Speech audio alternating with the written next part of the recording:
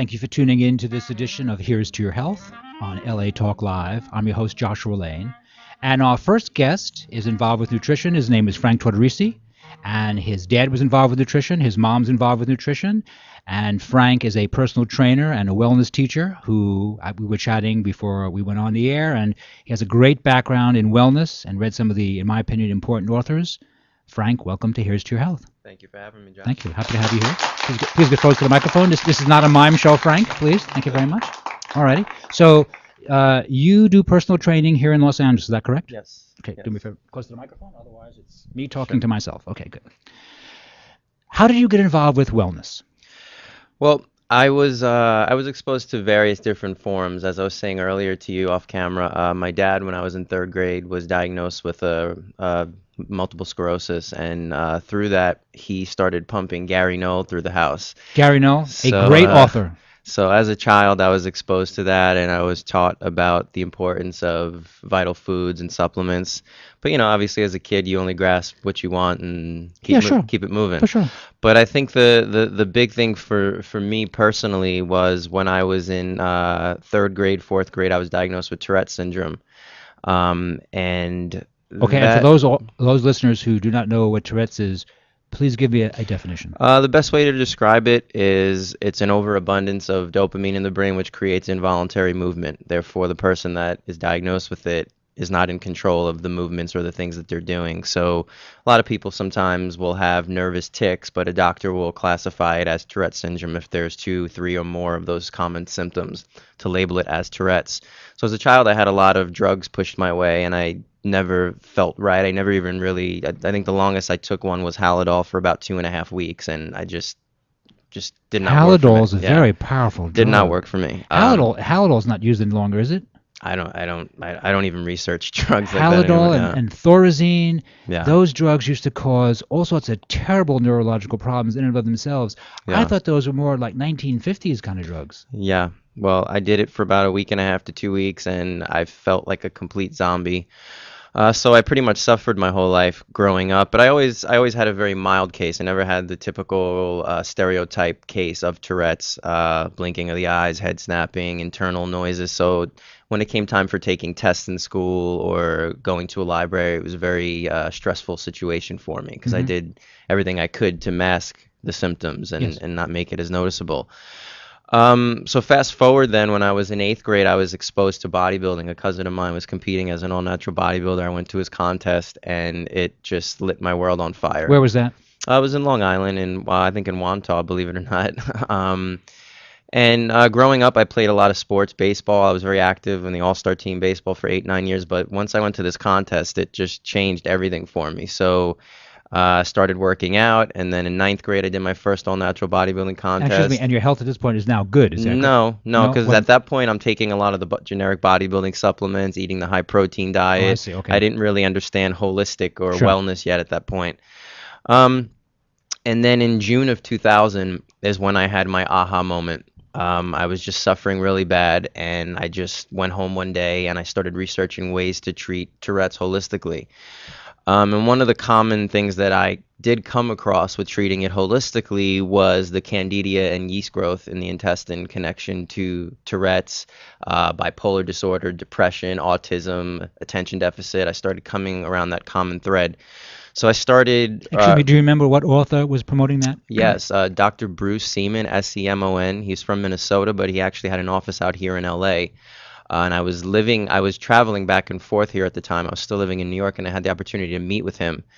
And I got a little more schooled on his principles. So from there, I started experimenting with vegetarian food, then vegan, and then eventually I became a raw vegan. At this point, I'm living in New York City. I maintained a raw vegan lifestyle for about 5.5 years, 100% raw, and the results were astronomical. The tics had subsided, my energy levels were through the roof. The first 6 to 8 months were a very tough part of just detoxing. I was breaking out really bad. I had bad headaches, black rings under my eyes. My body was definitely going through a heavy cleansing period. I was doing some juice fasting, a lot of heavy colon hydrotherapy. And then since June of 2000, I've just really gone through a process where I've had the opportunity to meet a lot of different naturopaths, Chinese medicine doctors, herbalists, and I've just soaked in so much information, devoured so many pieces of literature. And here I am today. I've been certified as a personal trainer since 1997 through ACE, the American Council of Exercise, and I'm also a certified. I'm also I'm also a certified functional diagnostic nutritionist, which is a program that was created by Dr. Bill Wilcott and Reed Davis. And basically, what that is we work with a lab. They order the test. So if a client touches base with me, I can order it through the doctor. The doctor orders a test, obviously, and these are saliva tests and urine tests, which give us readout of cortisol levels, the hormone connection with the cortisol levels, and also liver function. So what I do is I give a nutritional interpretation of what those test results tell us. I don't Sure. make any For sure. diagnosis Right. or any claims. I'm Right. just basically saying, okay, this is what's going on. I always tell people, when you come to me, if you're not ready to put that mirror in front of your face and hold yourself accountable, then it's just a waste of your time and money. Because I have no magic answer, no magic pill. What I'm going to give a client is the blueprint to actually help them change their lifestyle. I always use a tagline: stop dieting, start living. Right. What I teach is Sure. not a It's a diet. good tagline. Diets are only temporary. A lifestyle can last forever. And that's really where my passion is, in educating my clients on a daily basis, whether I'm personal training them or giving them holistic lifestyle coaching. And that's kind of how I blend the two. And then through my process, since June of 2000, I've experimented with gluten-free, with macrobiotic, with raw vegan, with paleo, and I incorporate all of them. I'm a firm believer. When I became a raw vegan, I was a militant raw vegan. I thought that Many are. don't say that around one though. God, I get crucified sometimes with my blogs. But yeah, I was a militant raw vegan, Uh-huh. and again, like as I said earlier, the first 6 to 8 months it was tough because I was cleansing so bad. But then the next 3 or 4 years I felt great, and then the last year I started feeling like crap again. My gum lines were receding. I was feeling weak, and mind you, I considered myself a very healthy raw vegan. I was eating a lot of raw nuts, seeds, a lot of heavy dark greens, a lot Right. of plant fats. Right. So I thought what I was doing was the right thing. And then I just wasn't feeling right anymore, and I just started started listening more to Mercola and tapping into that way Joseph of, McCullough. yes, Dr. Mercola, and it just started making sense. And I really sum it up like this. I always tell people, um, even though we all have the same organs and the same anatomy structure, I do believe that what your body requires may be a little bit different than what Mhm. my body requires due to your stress levels, your blood type, what your lifestyle is based off of. I think being a raw vegan is great if you're living And up. can I ask you a question? Sure. For those listeners who don't know the terminology, give me a definition of the raw vegan philosophy. A raw vegan, a truly healthy raw vegan, is somebody that does not eat anything cooked. They will eat some things dehydrated that are dehydrated at a level of 105 degrees to 110 degrees. They soak, sprout nuts and seeds, Hmm. and that's about it. But No, I but mean, now the vegan aspect. What does vegan oh, mean? no animal product whatsoever. No dairy, no eggs, no milk, no cheese, no fish, no chicken, no beef, no turkey, no pork, Right. nothing. If you had a heartbeat, you don't eat it. And theoretically, no honey. Right, that's for Although, the of real course, extreme, because that's right. But of course, honey really is not an animal product; it's an insect product. Right. But a lot of vegans won't use honey. Okay, so you were doing a raw food vegan approach, and you Hmm. saw good results, Great results. and then at the end, you started to feel very fatigued. Hmm. Now, in retrospect, why did you feel fatigued? Well, learning what I've learned recently with this diagnostic nutrition, one of the key things that I learned was how pregnenolone is really made up of fat and cholesterol. That's like the godfather hormone in the human body. And Hmm. from pregnenolone, you get DHEA, testosterone, estradiol, estriol, etc. Okay. Yes. Once I learned that, it made a lot of sense to me because the raw vegan diet, even though you get a lot of healthy fats and cholesterol from the plants, I believe those plant fats are not enough and sustainable, and they may be lacking certain omega-3 compounds that say an animal would contain. And I think that's the reason why I was feeling so crappy at the end. I think most people, when they become raw and vegan, they feel great because they have a lot of reserves in their body. And then after a while, you start tapping out those reserves. Like I'm very active. I train, 4 or 5 days a week, very high intensity, high functional fitness type working out. And eventually, I had nothing left. That I was feeling weak, wafy, lethargic. I mean, it hurt to even make a fist at that point. My gum lines were really bad. So I really had to get over the mental aspect of that. I wasn't going to be able to put that stamp on my back anymore and call myself a raw vegan. And I'll never forget the first night that I ingested animal again after 5 6 years. I did raw grass-fed steak tartare, and it was looking at that plate. It was a mind game to consume And it then what happened? Did you feel pretty good on it? instantly. I Right. mean, I remember I had it for dinner at like Right, 6 o'clock instantly. at Right. Yeah. night. By 7:30, like I wanted to go where every vein in my body was gushing. Like I just had this surge of energy. Right. Okay. So again, those of you who are vegan who want to send hate mail, we're going to give you Frank's email pretty shortly. But also, obviously this is a wellness show, and Frank is now in the post-vegan phase of his life. Is that correct? I also in the Well, post-vegan phase. I mean, I have to say though, I am 75% plant-based. Every day I'm getting a dark green juice, dark green salad. I Right. eat tons of low glycemic fruit. I live off of berries. Some here I love watermelon. It's great rehydration. So, I don't overdo the animal protein. I think it serves a purpose. Yes. But I think in America we overdo it too much. And I do even believe a lot in the principles of paleo eating, but I even believe that is too much. I'm a big believer in the acid alkaline principle, and if you overdo any animal, every animal is acidic. Period. Amen. And I think we need to have that balance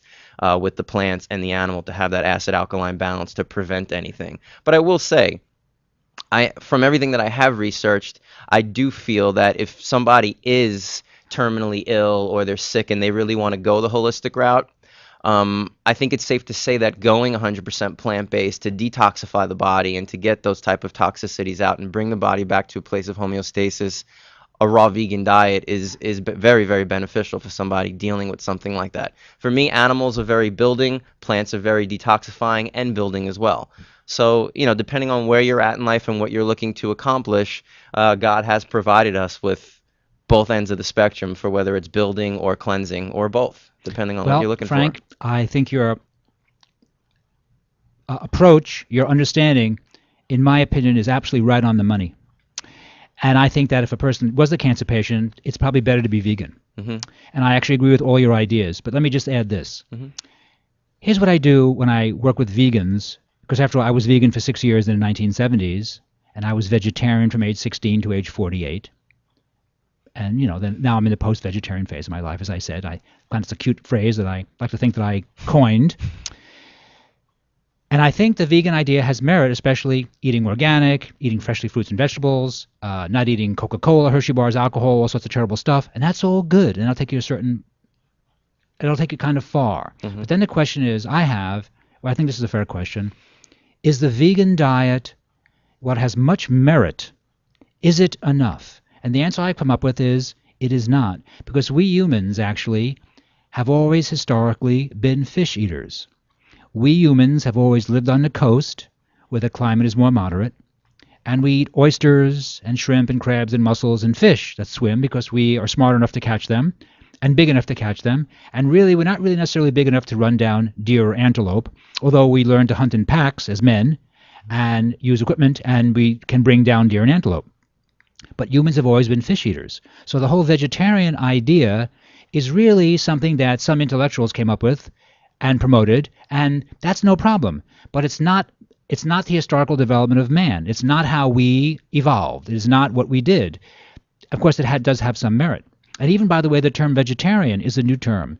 The term in the 19th century, if you and I were sitting around somewhere in France or England chatting, say 1800, the word they used was, "Are you a Pythagorean?" Pythagorean was the term for the vegetarian of the 19th century. Mm-hmm. And vegetarian is a new term. So I completely agree with your stuff. And also, one thing which is important is, if you're going to, sometimes you ever go to Erewhon on Beverly, it's a great health food store. I help pay their rent there. So do I, actually. So do I. I hang around there a lot, and I see these lovely young women in their 20s and 30s, very, very slim and really quite lovely, wandering around Erewhon at half speed. Mm-hmm. Because I watch them shopping over in the raw food section, looking at the maca or whatever they're looking at, or the chips or whatever they're eating, and I realize that these girls are eating nothing but fruit all day long. Mm-hmm. And you can eat fruit all day long or eat nuts and seeds. It doesn't sustain your blood sugar, and so you're just kind of irritable and moody and tired because you're eating quality food, but you're not sustaining your blood sugar by eating protein of your choice 3-4 times a day. And so I think that a lot of these young women and some of the young men just really are not doing it properly. They're doing a lot of good stuff, but my question is, I'm not even sure I'm right, but my question is, that's good. Is it enough? I think not. I think it lacks protein. I think it lacks B12. I think it can lack carnitine. I agree. I heard an interesting debate actually.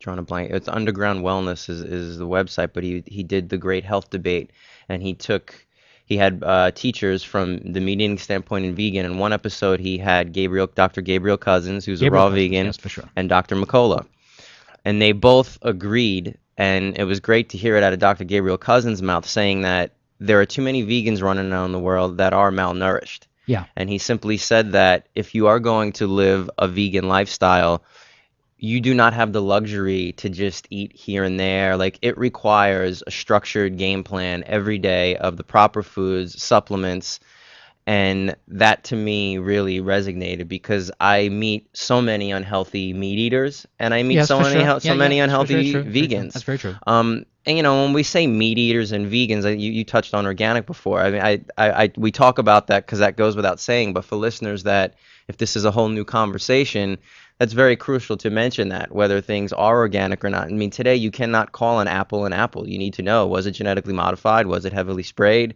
It's just no Good point. longer what it is, the title anymore. There's so many other depth and layers to what our crops and how they're grown. Same thing with animal. We can't talk about steak tartare if we're buying steak at, Ralph's or somewhere. We have to Not to know. cast aspersions on Ralph's, but yes, No, right, but, right. you know, Rather go to Whole Foods, Whole which in my Foods. opinion has the best meat department in the country. I will say for anyone living in LA, there's a great butcher on Fairfax called Lindy and Grundy, and it's all grass-fed. Oh, really? And it all Okay. comes from Northern California, and they have all types of animal there. It's a great shop. And then you have Whole Foods, of course, as well. But yeah, I mean, we have to start asking the questions. I think the more we start asking and demanding these types of quality of foods, places like Ralph's and all these other places will be able to purchase that and provide that for the customers because the prices will be lower. On LA Talk Live, Joshua Lane.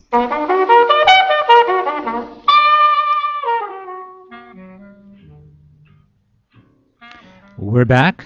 Thanks for tuning in to this edition of Here's to Your Health on LA Talk Live. I'm your host, Josh Lane, and we're chatting with Frank Tortorici, who is a wellness teacher, fitness teacher, personal trainer, and seems to really know the subject. Frank, so we've been chatting about the vegan approach, and we've given a definition for listeners who don't know the definition. Let's talk about our need for protein and how much protein you try to recommend for clients. And how much do you eat a day, by the way? Do you pay attention? Well, I have to be honest with you. When I started this journey back in June of 2000, one of the most freeing parts that I experienced with learning the quality of what I'm eating, I kind of dismissed all the counting of calories and grams. It's fair. I don't like to live in a box, and I don't like to teach clients to do that because I think when people think of eating healthy, they automatically think it has to be this rigid regimen and like I got to count this and that. So what I do for people is I try to get them to a point where they start eating the right foods. And I personally believe from what I experienced with my own body, once you're able to get your body to that place of balance and homeostasis, your body speaks volumes to you. So you may go through the day of eating 4 handfuls of raw cashews and then the next day maybe only eating 2. And I believe in intuitive eating. I believe in eating what calls you. Again, if we're only picking from these guidelines, of course, not from fast food or anything like that. But all in all, when it comes to protein and fats, I'm a big believer of if you're eating the medicinal quality, the vital quality, the organic quality, then your body's going to take what it needs, and what it does not need, it will get rid of. But all in all, whatever you're grasping and ingesting from that food, it has medicinal benefits to it, and that's the key. That's good. That's good. But of course, I did really ask about protein intake. Now, you mentioned to me that you have some gut issues, right? Now, have you found that eating a lot of nuts and seeds is actually problematic? I did for a while, but as I was telling you off camera, I started connecting the dots. Both my parents had their gallbladder removed, and I've always known of coffee enemas, but I never really gave it any try because I did it when I was cleansing for liver function, but I never knew the effect that it had on the gallbladder. And I have to say, since I've been doing them religiously now for the last 8 or 9 months, digesting handfuls of raw cashews and almond butter. I used to live on food enzymes. I don't have to take food enzymes anymore. I take a lot of probiotics, and between the probiotics and doing the coffee enemas, I really have no issues with digesting fats or protein anymore. It's Okay, it's a and non-issue. give us a definition. What are probiotics? They're just the best way to sum it up is they're the healthy, beneficial bacteria that goes into your gut. So I always put it like our intestines are like an ecosystem. It's the same as if you were looking at like a fish tank or a pool when you're looking at the acid alkaline balances. If we're constantly feeding our body with processed sugars and yeast forming foods, that tends to throw off the pH balance in the gut, and then it allows other bad bacteria to start forming, which would then cause a lot of digestive issues. Okay. So once you can create a lot of balance in the gut, digestion seems to be a non-issue for a lot of people as well as myself. So and just to keep people clear, a lot of good sources of probiotics are going to be fermented foods, raw dairy products, raw apple cider vinegar, kombucha. Anything fermented is going to provide a heavy kick of a probiotic. May I ask you a question? Sure. And this is controversial, but for the person with a problem called candidiasis or yeast, Mm-hmm. and that person by definition would be anyone who's taking a lot of antibiotics, Mm-hmm. women who've taken antibiotics or birth control pills, men who've taken or women who've taken antibiotics and or cortisone-based medications. Wouldn't those individuals do very badly on vinegar, do badly on kombucha, and do badly on fermented foods? You asking my opinion? Yes, or I'm asking your my opinion. opinion? No. Okay. No, I don't believe that, because I feel that raw apple cider vinegar, kombucha, fermented foods, they're live foods. And a person that's living on antibiotics and other types of things like has? that, Yeah. if they're living if they're taking drugs of that nature, then that only leads me to believe of what their diet is like. And I think it can only bring a benefit to start introducing vital foods back into their No, system. I agree with that. No, but okay, no, I'm sorry, I didn't set this up properly. So let's say a person has a health history of taking lots of antibiotics, birth control pills, cortisone-based medications. Mm-hmm. So they have a problem then with yeast. Okay. And so if they do vinegar, or if they do fermented foods or kombucha, it just feeds the yeast. It's like Gotcha, eating yeah. organic apples. Right.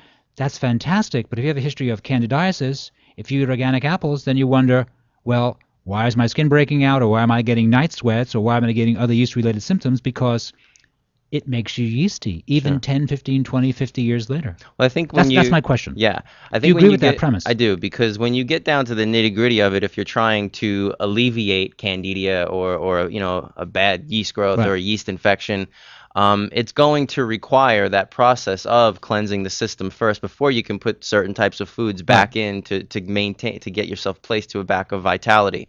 But I think the beauty of talking with somebody like that is going through something like that and exposing them to kombucha and fermented foods, it at least brings them into the topic of conversation of understanding more some choices. medicinal Right. benefits Yeah. to foods, even though we're not talking of a cure process at that point or alleviating that problem, but at least we're bringing them into the conversation of looking at that more as food than going and getting a Happy Meal. Okay, I agree with per that. se, you I know, agree with and, that. and And by the way, is there a brand of probiotic or brands that you would like to mention on air?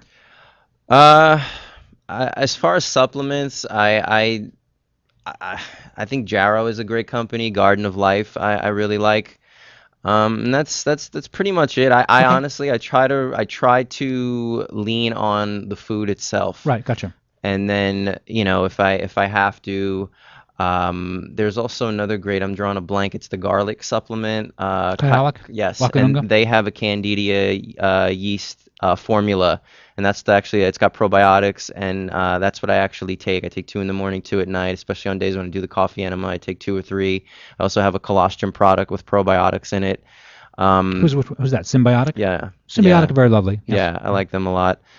And again, any supplements that I do play with, they're all food based and only food based. And then the rest of the time I try to rely on the food itself. But I think supplements are great if you're going through the conversion process, because you need that extra kick. But I think once your body is able, I think the human body is an amazing thing, and that's what I've learned through this diagnostic testing too, is that because I'm not a doctor, I'm not diagnosing, I'm not prescribing hormones to people. Right. But the beauty of it is once you get their body functioning back to normal and get the adrenal glands able to kicking the cortisol up on their own and working properly the way God intended, then all the levels, hormones and everything start coming back up on their own. So, Right, for sure. so there's no need to create that Band-Aid effect and just keep doing it that way. It's about getting to the root cause and helping a person to get back on track. Right. As a teacher, you teach lifestyle, and many Yes. health problems are lifestyle related. And Yes. Frank, just a good point. Let us have your website. Give us your Okay, my information. website is just my name. It's www.franktortorici.com. That's Tortorici,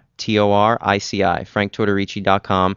And from my website, you have links to my Facebook, my YouTube channel. I just hit a milestone of 100 videos last week, so there's tons of videos up there. And thank you. Thank you, Nestor. Thank you very much. And I'm also excited to say through my website, I've also partnered up with Core, KUR. It's a new raw vegan superfood mini bite company that just launched in America. They're from Denmark, believe it or not. What is it? It's a bar? They're mini bites, and Oh. they're only sweetened with dates. There's no agave, and the base is cashew butter and almond butter, and then Sounds there's good. some cacao. There's 3 flavors. So if you go to my website, there's actually a link there. You can go to the store and check the products out. They're great for kids. The way they're wrapped, they're individual bite-sized type thingies. What's that name again? Core, it's spelled K-U-R. Okay. Okay, Core Superfoods. And there's also, I have a handbook that I publish. It's called Fitness, Food, and Faith, and you can find that on my website as well. Okay, that's great. We're chatting with Frank Tortorici, and a wellness expert here in LA, and it's a fun conversation, and you're listening to Here's to Your Health. We'll be right back. Pollen was part of the Dr. Anne Wigmore team that brought wheatgrass, sprouts, and raw foods to a worldwide audience. And now the host of Here's to Your Health on LA Talk Live, Joshua Lane.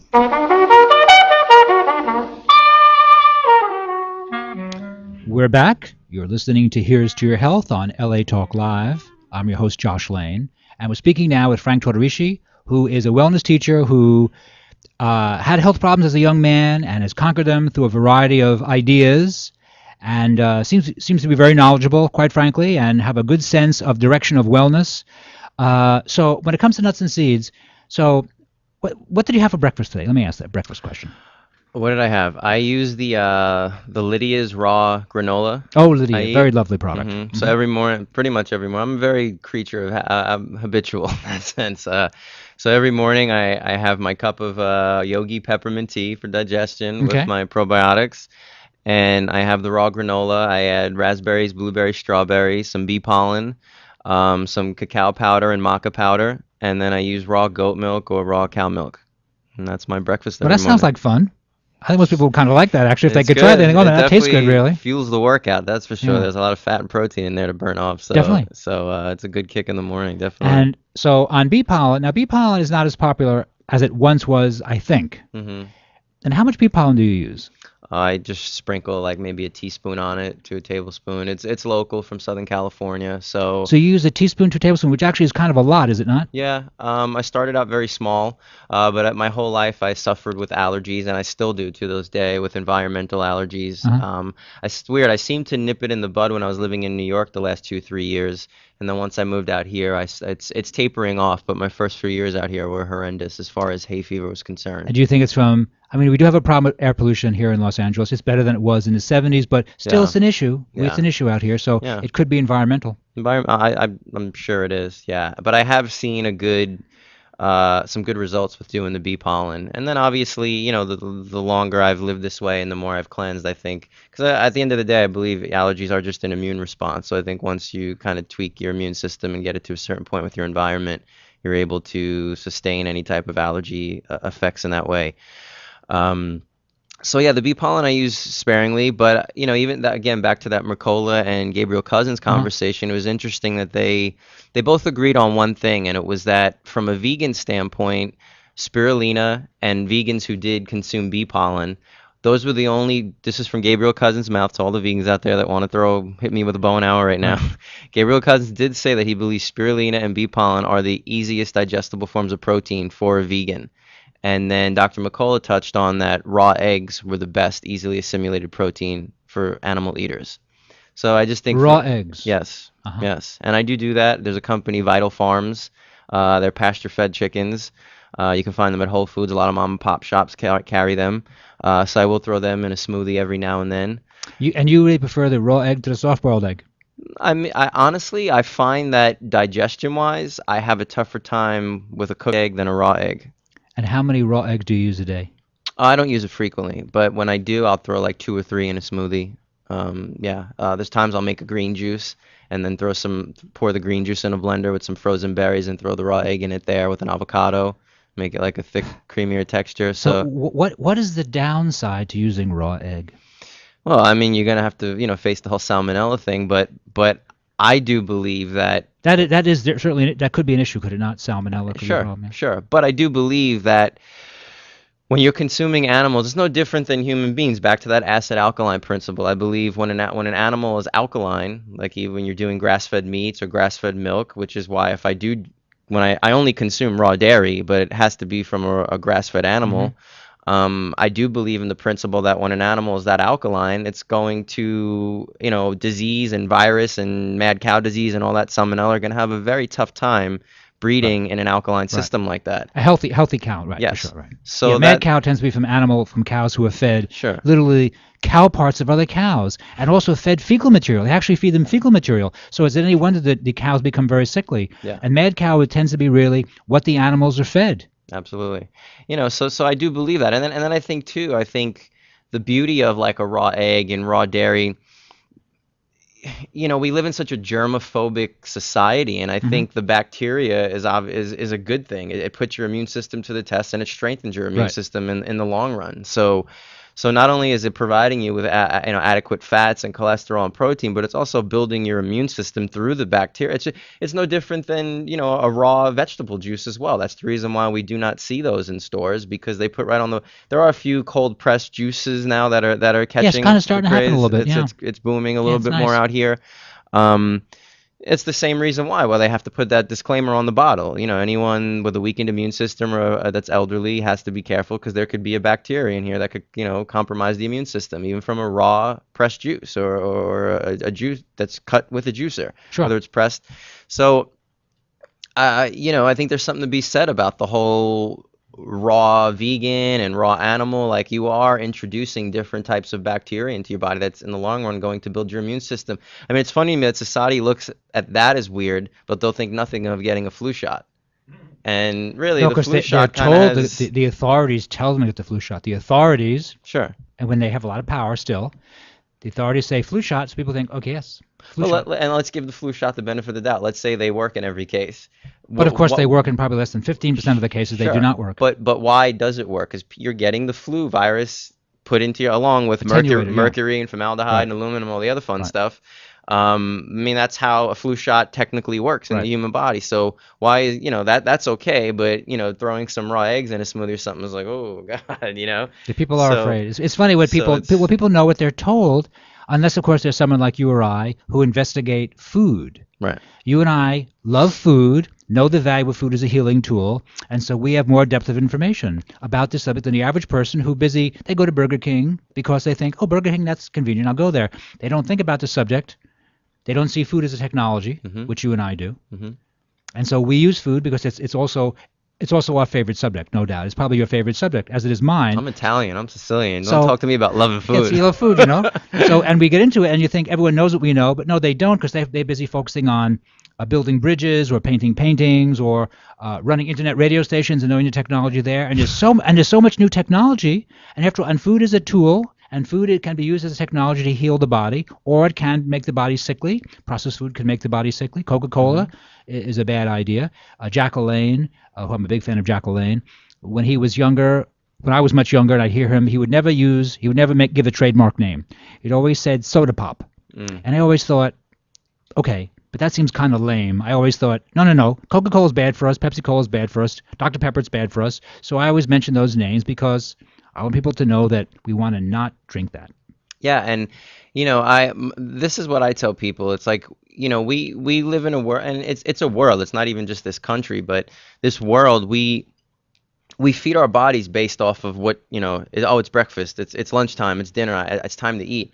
I always tell people, if you start and that's the thing, when I work with clients, I don't just shove them with all this information. It's like it's a little by little, Oh, step by step for sure, for process, sure. but it's getting them to understand the benefits of certain Mm-hmm. foods and herbs and animals. So what would happen to one's health if they actually started eating with an intention and saying, oh, my throat's bothering me. Instead of sucking on a cough drop, let me add some ginger or cayenne pepper or garlic or horseradish to this meal.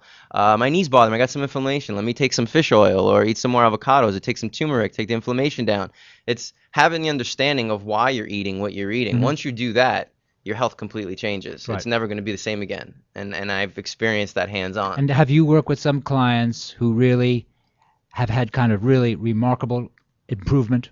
Well, yeah, I mean, and that's the beauty of doing what I do is that as a trainer, you're exposing people to physical, limitations and helping them break through those limitations. So in doing that, they may have joint pains, this pain, that pain, and helping them to understand, try this, try that, I always say try, I never say do it, but try this supplement or, try eating this food. And yeah, once they're able to, all I could do is tell them about it. And then it's up to them to have the discipline to implement it. But for those that do implement it, yes, I've seen amazing results. The stuff works. There's no way around it. If it's in a pill, it's in a food or an herb form, and God couldn't have got it wrong, and as far as I'm concerned, So that's kind of how I try to expose it to people, is that everything is provided for us for what we need to put in our body. We just need to know where to find it. Sure. And how to get it in there. And excuse me, at this juncture, how can we get in contact with you? Again, my website is www.franktortorici.com. That's Tortorici, franktortorici.com. And you want to give a phone number? Yeah, my voicemail is 323-839-0868. Once again. 323-839-0868. Do you work out of a particular gym here in LA or a physician's office? I have my own business, so I go to people's homes. We do things in the park, pretty much, and then there's a few training studios that I'll rent out for the hour and use that. But again, my approach to training too is not the generic bodybuilding, Arnold Schwarzenegger type working out. I believe in getting the whole body moving every workout session, building up a sweat, obviously catering it to the client's needs and what they're looking to accomplish. But how I entered this realm was through bodybuilding, and now that I'm standing at this point looking at bodybuilding, I see how that form of working out and that form of lifestyle and eating and supplements there's nothing preventative about that. No, it's more of an aesthetic judgment. Yeah, it's fine. mirror muscles. Yeah. That's what I like to call That's it. very cute. When you do more functional fitness, you can get down if you have to. If there's something going on, or you got to run for your life, or you got to hop a fence, or who knows, what we could be exposed to it someday. But I like to train people to where their body can actually look good but function. And that's the key difference between a bodybuilder and somebody who can actually function like an athlete. Big difference. Right. That's very true. That's very true. Yeah. And what's the name of your book? Fitness, Food, and Faith. It's a little handbook that I put together. It's about 60 pages. There's some cool recipes in there. It gives you a little bit more background on my story, and then there's a little bit on just the benefits of maintaining a healthy mindset in life. So that's the fitness, food, faith aspect of it. Okay, so let's just do this. We've kind of skirted around this. So how many nuts and seeds are you eating over the course of a day? Are you eating 4 ounces? Are you eating 2 ounces? Honestly, I couldn't tell you. Like this morning, I had my raw granola where there's some seeds in it, and then I put raw almond butter in it. And then later on today, I love cashews, raw cashews, and that's pretty much it. But as far as the ounces, I could not tell you. Okay, so you scarfed out a lot of almonds. Is that it? A lot of cashews? Hey, I mean, again, if doing what I do and what I'm trying to accomplish on a fitness level, I need that fat and protein to be sustained. And that's how I see it. And furthermore too, I just believe that like dealing with the whole Tourette's thing, eating those healthy fats is very calming to the nervous system. And I think there's a guy, Don Tolman. He has I can't think of the book that he has, but he talks about eating foods for foods that look like, so like for example, when you look at a beet and you cut it open, it has the pigmentation of like your blood, and beets are known to purify the blood, cleanse the blood. You look at a walnut, what does a walnut look like? It looks like the brain. Right. So there's that whole Well, that's based on the whole idea of using ginseng. It looks like called man root. It's called from several centuries ago called the doctrine of signatures. Mm-hmm. That's what the Orientals introduced to us. And even the Europeans, the Thompsonian physicians, in the 19th century, used doctrine of signatures. And to some extent, as silly as it might sound to some people, I mean, if you eat liver, it's good for the liver. I mean, Right. What can I say? I mean, when I was a much younger man, I just couldn't relate to that. And then I realized I was just wrong. It Well, that's works. like glandular therapy, correct? Glandular therapy works, yeah, it certainly works. That's where it comes from. So yeah, I'm a firm believer in that. Definitely, Yeah. it makes a lot of sense to me. Okay, Frank, thank you for being on. Frank, give us your name once again. Frank Tortorici, and the website is www.franktortorici.com. Tortorici. Thank you. Thank you very much for being a guest. Thank you. You're listening to Here's to Your Health on LA Talk Live. This is your host, Josh Lane.